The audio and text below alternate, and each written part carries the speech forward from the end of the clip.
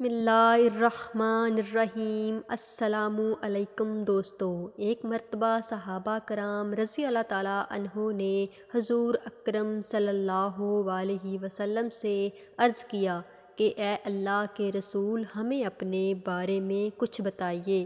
آپ صلی اللہ علیہ وسلم نے ارشاد فرمایا، میں اپنے باپ ابراہیم علیہ السلام کی دعا ہوں، اپنے بھائیوں عیسیٰ علیہ السلام کی بشارت ہوں اور خوشخبری ہوں۔ جب میں اپنی والدہ کے شکم میں آیا تو انہوں نے دیکھا، گویا ان سے ایک نور ظاہر ہوا جس سے ملک شام میں بصرہ کے محلات روشن ہو گئے۔ حضرت آمنہ رضی اللہ تعالیٰ عنہ نے حضرت حلیمہ رضی اللہ تعالیٰ عنہ سے فرمایا کہ میرے اس بچے کی شان نرالی ہے، یہ میرے پیٹ میں تھے تو مجھے کوئی تھکن اور بھوک محسوس نہیں ہوتی تھی۔ حضرت عیسیٰ علیہ السلام وہ آخری پیغمبر ہیں جنہوں نے آپ صلی اللہ علیہ وسلم کی آمد کی خوشخبری سنائی۔ اس بشارت کا ذکر قرآن مجید میں بھی آیا ہے۔ سورہ صف میں اللہ تعالیٰ تبارک و فرماتے ہیں، اور اسی طرح وہ بھی وقت قابل ذکر ہے جب عیسیٰ ابن مریم نے فرمایا، اے بنی اسرائیل، میں تمہارے پاس اللہ کا بھیجا ہوا نبی ہوں کہ مجھ سے پہلے تورات آ چکی ہے اور میں اس کی تصدیق کرنے والا ہوں، اور میرے بعد جو رسول آنے والے ہیں ان کا نام مبارک احمد ہوگا، میں ان کی بشارت دینے والا ہوں۔ اب چونکہ حضرت عیسیٰ علیہ السلام بشارت سنا چکے تھے، اس لیے ہر دور کے لوگ آپ صلی اللہ علیہ وسلم کی آمد کا ہی بے چینی سے انتظار کر رہے تھے۔ اور ادھر آپ صلی اللہ علیہ وسلم کی پیدائش سے پہلے ہی حضرت عبداللہ انتقال کر گئے تھے۔ سبقہ کتب میں آپ صلی اللہ علیہ وسلم کی نبوت کی ایک علامت یہ بھی بتائی گئی ہے کہ آپ صلی اللہ علیہ وسلم کے والد کا انتقال آپ کی ولادت سے پہلے ہی ہو جائے گا۔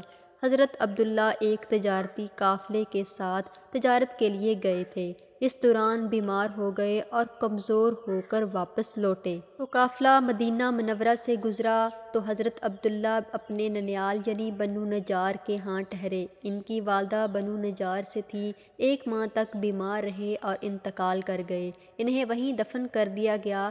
تجارتی قافلہ جب حضرت عبداللہ کے بغیر مکہ مکرمہ میں پہنچا اور عبد المطلب کو پتہ چلا کہ ان کے بیٹے بیمار ہو گئے ہیں اور مدینہ منورہ میں اپنے ننیال میں ہیں، تو انہیں لانے کے لیے عبد المطلب نے اپنے بیٹے زبیر کو بھیجا۔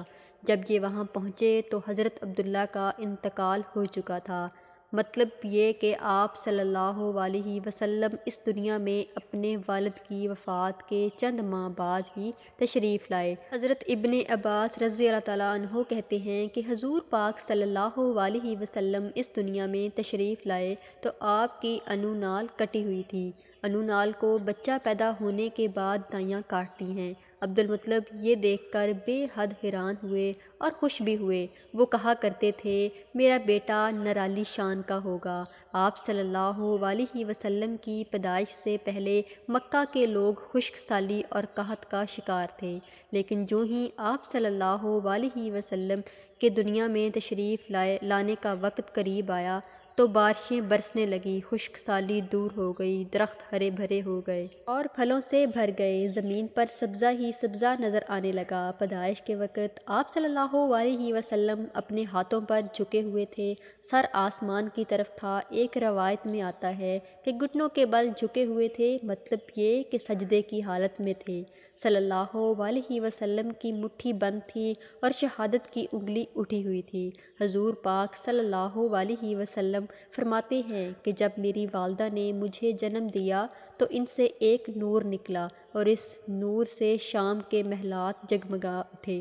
آپ صلی اللہ علیہ وسلم سیدہ آمنہ رضی اللہ تعالیٰ عنہ فرماتی ہیں کہ محمد صلی اللہ علیہ وسلم کی پیدائش کا وقت ہونے والے نور کی روشنی میں مجھے بصرہ میں چلنے والے اونٹوں کی گردنیں تک نظر آئیں۔ علامہ صلاح رحمۃ اللہ علیہ نے لکھا ہے، جب آپ صلی اللہ علیہ وسلم پیدا ہوئے تو آپ صلی اللہ علیہ وسلم اللہ کی تعریف، اور ایک روایت میں آتا ہے کہ اللہ تبارک و تعالیٰ سب سے بڑا ہے اور اللہ تعالیٰ کی بے حد تعریف ہے، اور میں صبح شام اللہ پاک کی پاکی بیان کرتا ہوں۔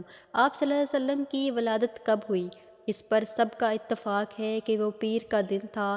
آپ صلی اللہ علیہ وسلم صبح فجر طلوع ہونے کے وقت دنیا میں تشریف لائے۔ تاریخ پیدائش کے سلسلے میں بہت سے قول ہیں۔ ایک روایت کے مطابق 12 ربیع الاول کو پیدا ہوئے اور پیر کے روز آپ صلی اللہ علیہ وسلم نے مدینہ ہجرت فرمائی اور پیر کے روز ہی آپ صلی اللہ علیہ وسلم کی وفات ہوئی۔ آپ صلی اللہ علیہ وسلم کے آخری رسول ہیں اور نبی ہیں۔ آپ کے بعد نہ کوئی نبی آیا ہے اور نہ آئے گا۔ اگر آپ لوگوں کو ہمارا آج کا واقعہ پسند آیا ہو تو چینل کو سبسکرائب کر دیں۔